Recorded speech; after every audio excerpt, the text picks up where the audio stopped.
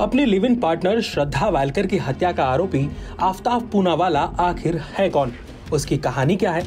चलिए आपको ऐसे ही कुछ सवालों के जवाब देते हैं। पेशे से शेफ और फोटोग्राफर आफ्ताब पूनावाला की तुलना अब कुख्यात अपराधी जेफरी डहमर और टेड बंडी से की जा रही है, जिन्होंने बर्बरता की सारी हदें पार कर दी थी।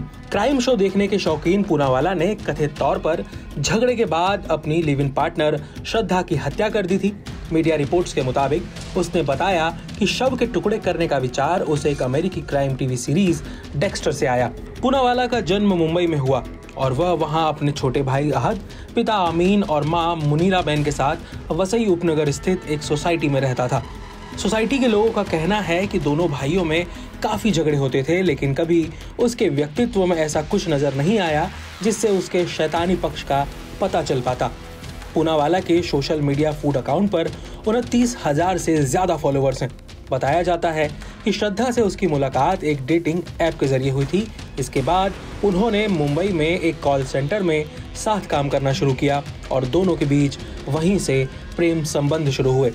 अब तक मिली जानकारी के मुताबिक अलग अलग धर्मों से नाता रखने के कारण उनके माता पिता को उनके रिश्ते से ऐतराज था, इसीलिए ही वे दिल्ली आ गए थे। न्यूज एजेंसी पीटीआई की एक रिपोर्ट में बताया गया है कि दोनों के बीच शादी को लेकर 18 मई को बहस हुई, जिसके बढ़ने पर पूनावाला ने कथित तौर पर श्रद्धा की हत्या कर दी। उसके बाद अगले दिन उसने एक आरी और एक 300 लीटर का फ्रिज खरीदा। पूनावाला ने होटल मैनेजमेंट की पढ़ाई की थी और उसे धारदार चाकू चलाना आता था। उसने मांस काटने की 2 हफ्ते की ट्रेनिंग भी ली थी। कहा जा रहा है कि उसने अपनी इसी तकनीक का इस्तेमाल कर श्रद्धा के शव के टुकड़े किए।